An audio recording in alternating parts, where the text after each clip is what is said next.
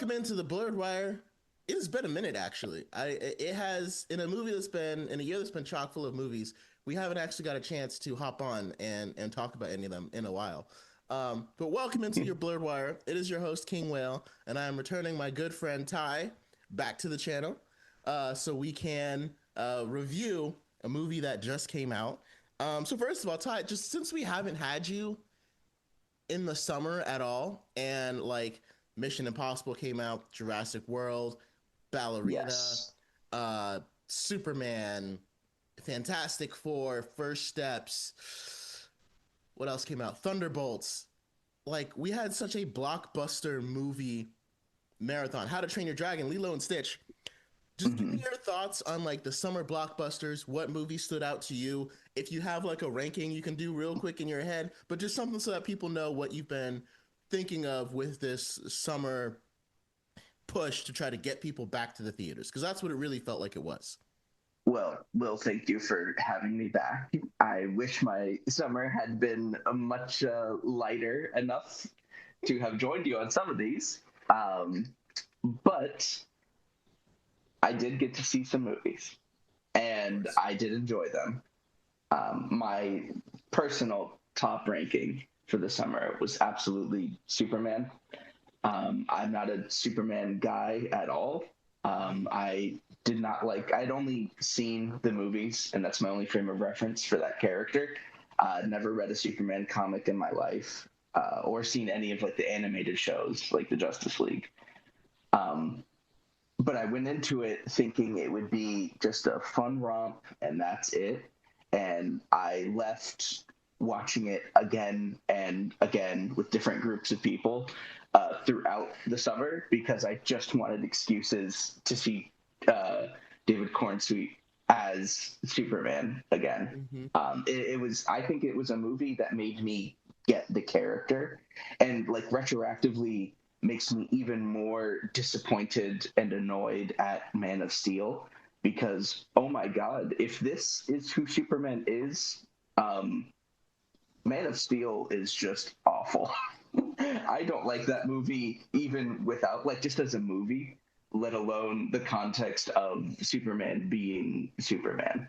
This made me get it, and this made me actually really fall in love with the character, and have since gone back and read some like smaller runs of Superman comics because I fell so in love with this idea of an incredibly optimistic person seeing the good in everyone and themselves not being human.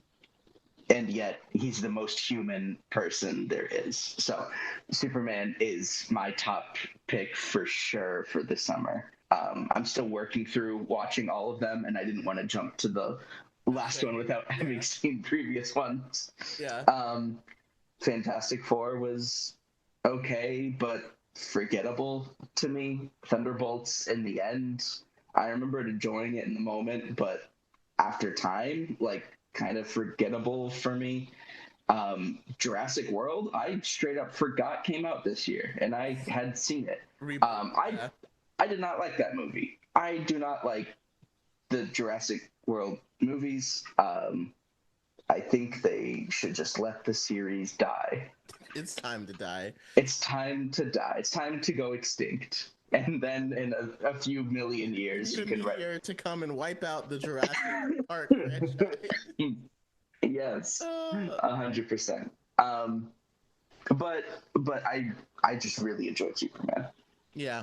Yeah, I mean, some of my basic thoughts on all those summer movies, like, I think Henry, like, a lot of people are attached to Henry Cavill and Zack Snyder and Man of Steel. I think Henry Cavill could have done the same thing David Cornsweet did. They honestly could be brothers because they look so alike. Like, I don't think that Henry Cavill's acting style forced them to do Superman in that way. But I Mm-hmm. do think this was Superman. Like, Man of Steel was like Superman in 300. Like, if Mm-hmm. Zack Snyder, like, if Superman was like a Spartan warrior, like Zack Mm-hmm. Snyder put his own. But this was the comic accurate Superman. And I think I said it on my own, on my reviewing Superman. I thought that conflict, the central conflict of Superman, was one of the best conflicts of any comic book movie ever, Mhm. of having Superman stopping a guy from invading. It would be like what would happen if Superman stopped Russia from invading Ukraine right now in our day. It was very Mhm. relatable, and it was something. It had layers and nuance to it, which is hard to get. You usually just get good versus evil, good guy wins. This was Yeah. nuanced, and this was a great way to introduce superheroes into the DC. Why do we care about superheroes now? Oh, because now they're making geopolitical decisions. I thought James Gunn nailed it with that. Yeah.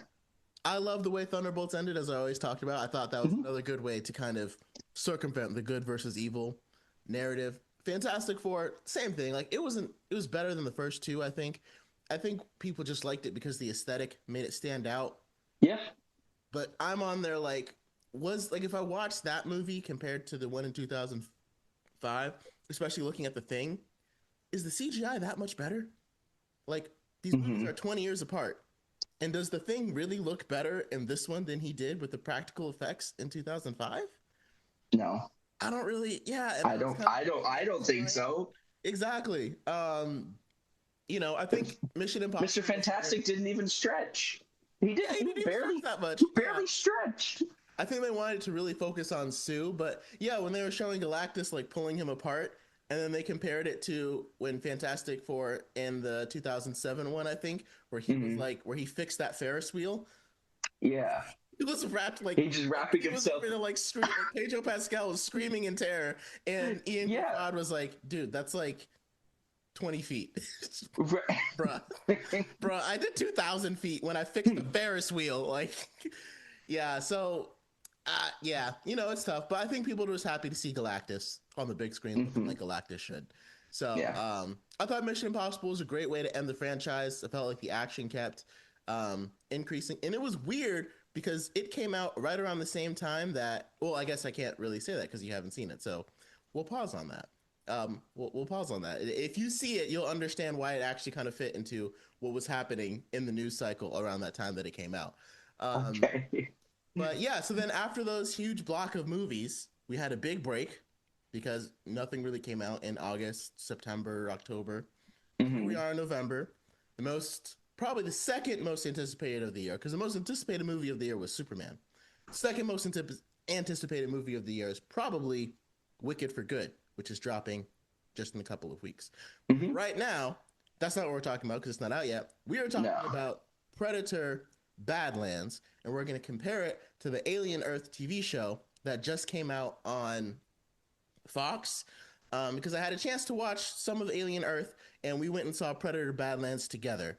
So, just like the kind of way that we compared Prey versus Alien Romulus, we're going to do Alien Earth versus Predator. So, just your first initial thoughts when you saw Predator Badlands. It felt like I was still in the summer. Like it feels like it slots along with those other summer blockbuster Mm-hmm. kind of movies. I remember when because we got to see it together, leaving the theater. I remember telling you that this movie just felt like a video game, and that's just what it was. Like you had your cool weapons, your upgrades that you get. You go to different locales with like dangerous hazards in the area. You take down big monster enemies in between that culminate into a giant final boss uh, that our protagonist defeats. Um, Yeah. that's about it. Yeah. For better or for worse, it didn't feel like it was anything more than just a video game. It wasn't like if I had to rename this movie, I would have renamed it Predator The Hero's Journey. Because that's the thing I wasn't expecting it to be so like family friendly. Not Yeah. even in just the fact that it was rated PG-13, which, depending on some Predator movies are rated PG-13, some are rated R. I think the Alien versus Predator movies were all PG-13, but I can't remember that quite well. Mm-hmm. Um, but just the fact that it took it was a hero's journey arc, which you don't really see in the Predator movies. But you start the movie with your protagonist unfairly has someone he cares for killed, so he has to go on this quest to become stronger and worthy, and then he completes the quest, and then he goes and avenges the guy and stops the big evil guy, which in this case was his dad. And so, like, I mean, it's basically Lion King. Mm-hmm. You know, like, Simba kills Mufasa, his father killed his brother. Like, and I'm not saying like I need Predator movies to be predictable, but like the moment that his father was like, kill him at the very beginning. Oh, sorry. Major spoilers, guys. If you haven't seen the movie, there's obviously going to be spoilers. I promise you, you don't really spoil anything in this movie. Right. It's the Again, most predictable cookie cutter movie you've ever seen. You can't really spoil this one. Because like from the moment that he was like, kill him, it was like, he's not going to kill him. Oh no, he broke the restraints. Whoa, that was crazy. Oh my God. Now the brother's going to save his brother. That's crazy. Oh my gosh. Mm-hmm. Now they're fighting. Oh, is the father going to kill the brother? Well, of course he is. Mm-hmm. And then when they got back, is the brother going to kill the father? Well, of course he is. Mm-hmm. So I thought there were some parts that were enjoyable. It had a lot of action. And it allowed you to... It was kind of cool seeing the different weapons. Mm-hmm. We were talking about this in the theater. Oh my God. Why did they have to make him lose his mask? Like, usually I'm not one... Yeah, you really did not like his face. Here's the thing. I'm not for, like, corporations making decisions to save money and make movies worse, right? Like, skipping out on CGI here and stuff like that. This would have been acceptable because that Predator face is so ugly and horrifying to look at. Put a mask on him, and you ain't got to do all that CGI throughout the whole thing to make him move with the fangs. It's fine. We don't need to see it. We know what it looks like. Like, it would have been fine if it got knocked off, like, during the fight, but we didn't need it to be off for the entire movie. If you spent, like, $3 million of your CGI budget just to make sure that face did the thing that it was doing, that was a waste of money, in my opinion. In my opinion. It's an iconic face. Yeah. Like, it's like a xenomorph face. But not one that we want to see necessarily. But yeah, other than that, I think it was very, like, it's almost like if I was watching this movie and I replaced Predator with like Link, from Legend of Zelda, or any other superhero ever, it would have been like, oh, this is a superhero movie. And when you go into a Predator movie, you're not really expecting to get like a hero's journey kind of movie. You're kind of expecting a predator who just sees other life beings as inferior and is hunting them down. It's kind of... I feel like the premise itself is kind of like you push yourself into a corner because you're making this like classic movie franchise about the Predator, like, historically always being the antagonist of every Predator movie that there's been. And you now want to try to flip the script and make the Predator the protagonist. But by trying to gear it towards families to introduce into the series, which just feels like a question of why. Like, what's the motivation here aside from money? Do you just expect that this is going to sell more? And then in doing so, you have to, okay, well, it's not like we can just have our protagonist just be a violent hunter. You're probably going to try to, if you're trying to gear it towards families, that's not what the protagonist's motivation is going to be. You're going to try to combat that. And I am normally somebody very for challenging written norms in any medium. Mm-hmm. Yet here, I just don't think it works. I don't think the Predator works as a protagonist. Right. Because again, it's... Sorry, go ahead. No, go ahead. I was just going to say, like, you mentioned, like, you're for challenging written norms, and we agree. But this, to me, wasn't challenging a written norm. It was taking a written norm and applying it to what you had. Because exactly, hero journey protagonist, like, we love those stories, but that's not new or groundbreaking.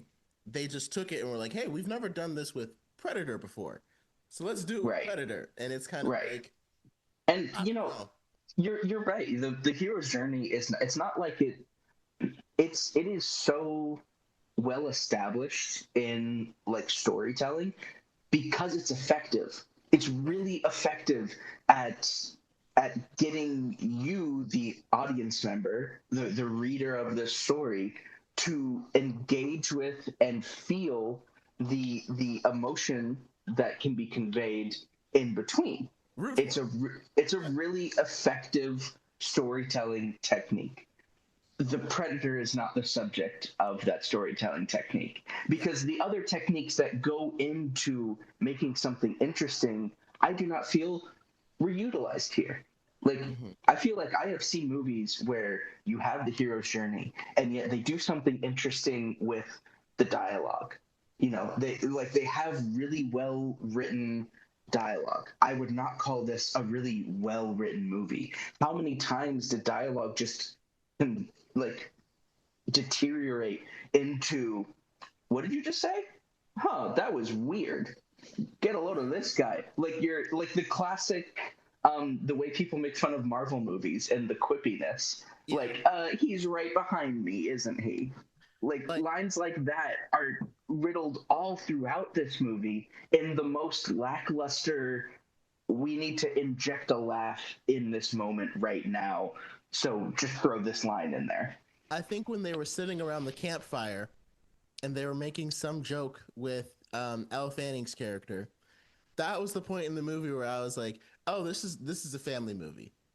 Yeah. Like if I had kids, I could have taken them to see this. This is Pirates of the Caribbean in Badlands. Yeah. It's just a family movie, and it's a it's the same guy who directed Prey, who directed Predator, Mm-hmm. which is kind of surprising that he went in this direction because Prey was fantastic with Amber Midthunder and the nuance in the way that Predator was still the villain, but you also had like the French Scotsman adding some nuance within the film itself. Mm-hmm. So all of that was cool and it worked really well. It's just in this one, I don't know if they really. It just left you feeling like, okay, I saw a lot of action, right? But it's like, am I gonna watch it again? Probably not. And it just kind of ends up like I think for me it lands up at like a 6 or a 7. I think I said 7 when I was leaving the theater because I did think the action scenes were good. I thought the CGI was great. Some of the world building or like the way that we were able to view the area, and I thought it was interesting at the end watching him, you know, gather all those weapons. Like he lost all of his weapons, so then he Mm-hmm. gathered all that natural from the environment stuff to create new weapons to go Sure. save. But again, that's not new. Like we've seen that before. Right. You introduce things in a storyline and then you bring them back at the Th- end to make that it was the happen. that was the most predator thing of this movie. It's Right. like these are supposed to be like the greatest hunters across the universe. And so of course they would be resourceful. Like, yes, they have their own like technologically advanced weaponry, but they're also really resourceful in gathering weapons. And that's another thing that made it feel so video gamey. But like seeing that scene kind of reminded me in that moment of like, oh yeah, this isn't a Predator movie. This is just the Predator skin slapped over family movie of November. Yes. And Right. I don't have kids. I am too old to find that like interesting or engaging in and of itself. Uh, this movie felt like, instead I could have watched a different movie and had a better time. Like, this is not a movie that needs to be seen. It's the kind of movie that like you watch only if you are so bored that you need something on the TV, or you're gonna second screen or triple screen it or something. And again, the reason why I say it was family friendly, because again, obviously I have nothing against it being PG-13. Like, Mm-hmm. that's fine. But as soon as we walked into the theater and I was like, wait, it's PG-13? I was like, Mm-hmm. hmm. Like I already had something because Right. like, and I hate how this happens, but like in general, you got to know your audience, right? And most PG-13 movies end up being family movies for your slightly older kids. Probably not going to take a 4 or 5 year old to it, but like, I mean, I was seeing PG-13 movies when I was like 10, right? Avengers Mm-hmm. movies, all those above. When you do that, you tend to almost always water down the plot necessarily or simplify the plot to make it fit with a younger audience. Yeah. That's what I mean by family friendly. They made this movie to appeal to families, not necessarily people that like to dissect, Right. like, look around movies. And in general, those movies end up being rated R because they're making them for more mature audiences. So they have more mature themes, more nuances, more differences within the storylines and things like that. And we didn't get that in here. And like, they played with the idea of a predator being a protagonist in different Predator movies, like 2010's Predators and 2018's The Predator, where like you had one good predator and then you had a bad predator, and like they were fighting each other. But and again, in this, it's the classic thing when you make a movie about a villain. It's what they did with Venom. It's like they're gonna say like, oh, he's more of an anti-hero. It's like, but he's not. He's a hero. Just because you kill somebody in your movie does not now make you like, oh, he's an anti-hero. He's a little bit right.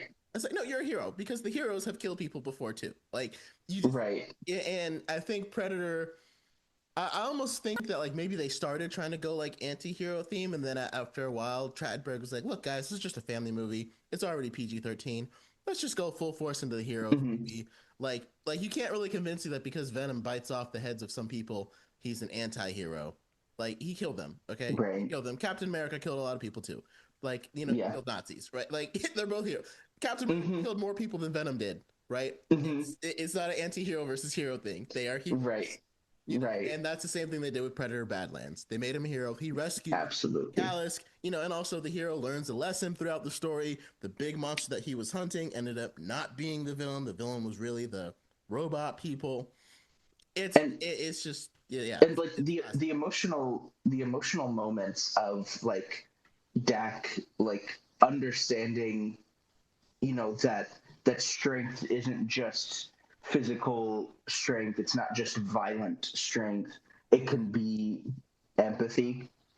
Caring for others is strength, and is actually the highest form of strength. An idea that on paper I am 10,000% on board with. I agree with the thesis. He learns it and completely changes his entire worldview after having not met anybody else like him in the span of 2 days. Like, how long is he on this planet? 2-3 days? Something to that effect. If, we only see them camp like once, maybe twice by himself, that's it. And I don't really feel like there's any real moments of like reflection or for him to grapple with this idea much. And I get it. It's because you're trying to, the goal is not to actually do a character study and try to really change Dak's perception of the world and change his worldview and challenge it. The movie just wants to have a happy ending. Right. And it's how do we, as quickly as possible, get to that happy ending without actually doing much meaningfully. And it feels like the way the plot moves forward is through violence. So I feel like even the movie itself is in clashing with these two themes of like protecting and defending your family, yet the only way to move forward is through violence. And I get that those can go hand in hand by, attacking the aggressors to those who are attacking your family. I just do not feel that the movie weaves those two together in an effective way that would really satisfy either side to me. If you just want a family movie, I don't see this as being just a great family movie. And if you want like a gnarly Predator action movie, I really don't see this as effectively being a great Predator movie. It's stuck between these two things without committing to either, and it's left worse for it. And again, you and I both psychoanalyze movies. So that's why we're here saying like, it doesn't really, but for, the average family or, that has kids, they're going to go around being like, oh, yay, Dak is the good guy. Yay, he won. They're not really going to come into this with all these deep themes that we're trying to like reach for and be like, oh, was it actually clashing? It's like, no, he beat the bad guy. Like, Yeah. and you had like, you could have made it more Predator. Like, he could have just landed on the planet. You didn't need the first scene with the father and the brother, and you could have had him do all that stuff and even rescue her. And like, to me, what would have been very Predator is after he rescues the chick and then she helps him rescue the Callisk, is if he still went and killed the Callisk and then took it back to his homeworld and just left the robot person there. And then just killed his dad because he wants to be the new. Like, that would be very predatory. Like, he pretended to have some empathy or something so he could get his ultimate prize, which was the Callisk. Right. I feel like, spoiler alert, the Callisk's main ability is that it regenerates after being killed. I feel like that was only there to allow Dak to kill the Callisk, because he does. At one point, he beheads the Callisk. Right. And then it regrows back together. I feel like that ability was only there so that he couldn't have had that. But I feel like that would have been a much more engaging way for him to reckon with his worldview. Like, he killed this Callisk, and then the Callisk's child, Bud, is right here. Right. How do I live with that? I regret what I have done. I killed your parent, and now I have to live with this because we are trying to bond as family. Where do we go from that? That could have been something, but no, it regenerates and it's impossible to destroy. And so he never has to, and they still kill it anyway. Still killed it anyway. That's the part that's like, you could have had so much more. But again, they weren't trying to make a Predator movie. I think they were just trying to make a Heroes movie. It's the only way to put it. Waste of time. Don't watch. I mean, watch this movie. I feel like you like this movie less now that you're talking about it. So yeah, I remember leaving the theater and telling you, Will, in about a month, give me about a month, I will completely forget that I have seen this movie. Yeah. And the more time passes after seeing it, the more that feels to be true. I mean, it's like getting worse as I like, when I walked out of it, I was like, okay, it's not too, and I still don't feel like it was a waste to go see it. But it's good company. But yeah. Oh, thank you, man. You too. But as we left it, as we talk about it more and more, it's like some movies you talk about and it's like, yeah. Like, the more I talk about Superman, I'm like, oh yeah, that was good. That was, it gets better. Mm-hmm. This does not. Like, if this podcast kept going any longer, the movie would probably get worse. So I'm not saying don't go see it. Form your own opinion. It's doing extremely well in the box office. And in a way, it kind of makes me wonder, because Superman, I don't think, did as well in the box office. We'll probably end the episode pretty soon, but I'm very curious about this, because Superman did well in the box office. Like, it made like 600 something million, something like that. Mm-hmm. It was only, I think it was less than Man of Steel, right? Mm-hmm. It grossed less than Man of Steel. Most people feel like it's a vast improvement. DC spent all this money, rebooting their franchise, getting rid of it, turning it over, bringing in James Gunn. And I think the returns will get better, but do you have any thought about it doing less than Man of Steel and how well Predators, do you feel like that was affected by it being released in the summer where it was competing with 10 other blockbuster movies, and Badlands is really only competing against Tron Ares, which everybody hates? Yeah. I don't think there's as much competition for that kind of movie. Mm-hmm. There are just not as many family-oriented blockbuster types right now, and this feels like a summer movie for sure. I think we're in the minority of opinions. I feel like too, we are also harsher on it than other critics and audiences seem to be. I mean, it's got a really high rating between IMDb and Rotten Tomatoes from both critics and audiences. So maybe there's some secret sauce that is leading people to go see this that just is not clicking for you and I.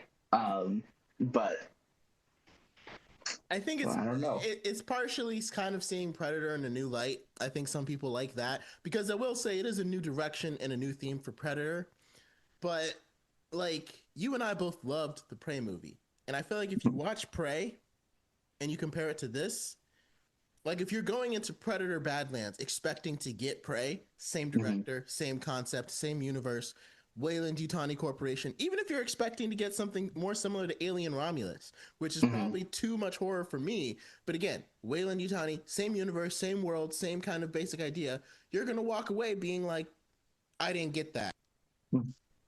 Yeah.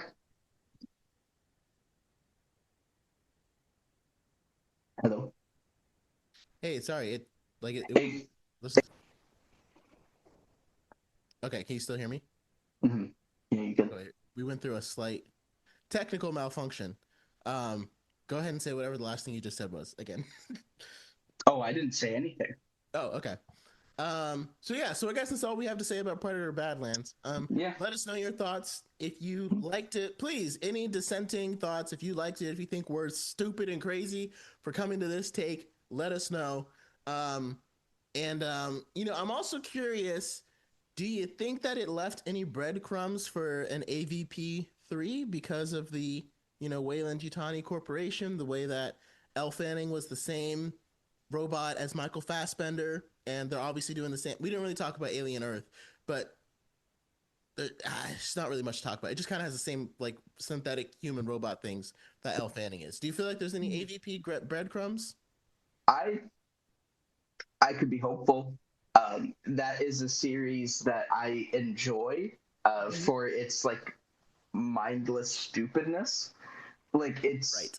it's so dumb that it's entertaining in a like childlike glee kind of way. Uh, if this movie is in any way showing the direction they are wanting to go for the storytelling and trying to turn potentially AVP into something gripping and emotional, I do not like the direction that this was going, nor do I feel like that would be good. So, Like Danny Trachtenberg even said that he would consider directing an AVP movie with Fede Alvarez, who did mm, Alien Romulus. mm, And based upon the directions that they have those franchises going, I would have signed up for that.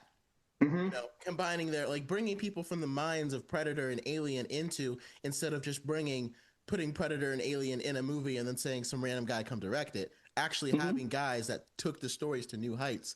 But now it's kind of like it's gonna be the Predator killing the alien and he's the hero. Dex is would kill the alien and we'd all be like, okay, good job, Dex. yeah, if they're just gonna try to It would yeah, if they were trying to smush like the two most recent of those franchises together, right. it would be very bad. If it were to succeed, it would need to be its own thing. Because I like the way Romulus wrapped up, and I would dislike a AVP to be the sequel to Romulus, of that course. story.